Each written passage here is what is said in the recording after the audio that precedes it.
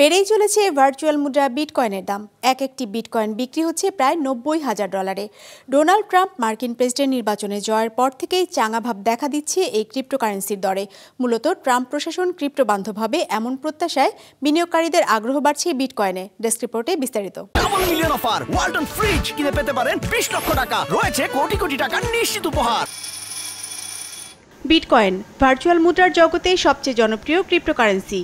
মাত্র এক মাস আগেও এই মুদ্রাটির দর ছিল $62,000। মঙ্গলবার যা বিক্রি হয়েছে $89,742, যা এ যাবৎকালের মধ্যে এই মুদ্রাটির সর্বোচ্চ দর। মার্কিন প্রেসিডেন্ট নির্বাচনে ডোনাল্ড ট্রাম্প বিজয়ী হবার পর থেকে বাড়তে শুরু করেছে বিটকয়েনের দাম। তথ্য বলছে 5 নভেম্বরের পর থেকে এ পর্যন্ত মুদ্রাটির দর বেড়েছে 25% বেশি।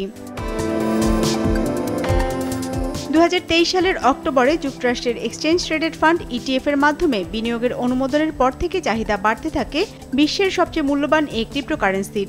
বিটকয়েনে বিনিয়োগ করেন বড় বিনিয়োগকারীরা, যাদের মধ্যে ছিলেন টেসলার প্রধান নির্বাহী ইলন মাস্ক। চলতি বছরের মার্চে বিটকয়েনের দাম ওঠে সর্বোচ্চ $73,000।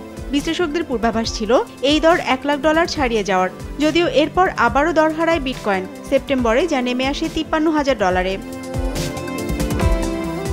তবে গেল এক সপ্তাহ ধরে আবারও চাঙা হয়ে উঠেছে বিটকয়েনের বাজার। বিশ্লেষকরা বলছেন ট্রাম্প প্রশাসন বিটকয়েন বান্ধব হবে এমন প্রত্যাশা বিনিয়োগকারীদের। অন্যদিকে বিটকয়েনের অন্যতম বড় বিনিয়োগকারী ইলন মাস্কও ট্রাম্পের ঘনিষ্ঠ হিসেবে পরিচিত।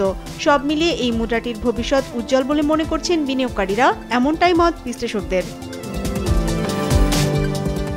এর আগে 2021 সালে বিটকয়েনের দাম উঠেছিল $69,000, যা ছিল সে সময়কার রেকর্ড দর। পরে ধারাবাহিক পতনে 2022 সালের এপ্রিলে দর নেমে আসে $16,000। বিজনেস রিপোর্ট, মাছরাঙা টেলিভিশন।